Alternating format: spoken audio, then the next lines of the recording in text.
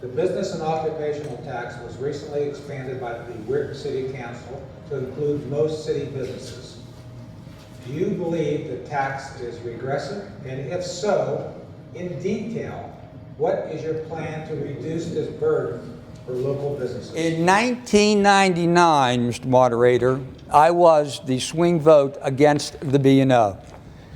In 2 years ago, whenever the B&O was implemented, I was also the tie-breaking vote for the B&O. It is a regressive tax. I am a business owner, and the problem with the B&O, it's on the net after you've paid all your rent and utilities and employees. I was not for it in 1999. I was hoping back in Mark Harris's administration that we could have received home rule so we could have expanded on the pilot program then for a sales tax. There are 24 cities in the state of West Virginia that applied for home rule, and 16 of the 24 that got in this home rule program specifically are addressing their tax issues and their money issues with the sales tax. I will not support a B&O.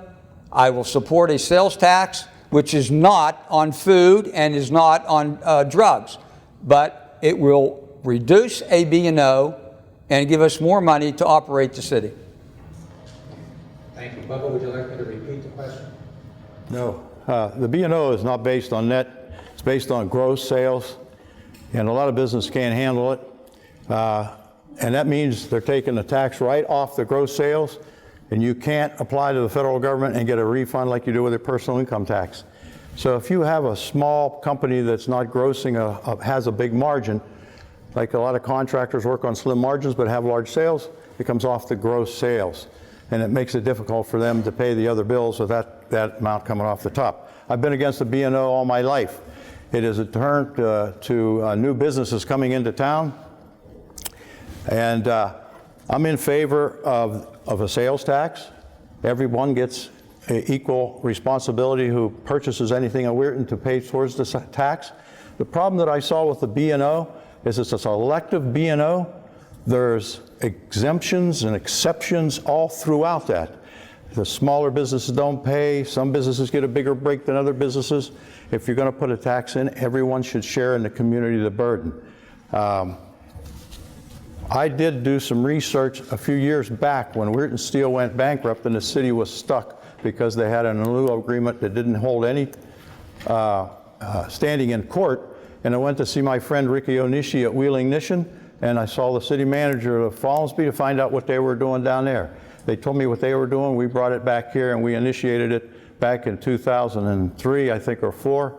And that stood until the new owners took over the mill, and then they renegotiated another deal. But I'm totally against the B&O. The home rule is a good thing, but I don't think that we've sent down a lot of strong issues the first go around. That why wasn't the sales tax in that? And when they put the committee together to study what they were going to do with the financial structure, that's all they talked about was the B&O. I've had members of the committee tell me you couldn't bring anything else up. Thank you.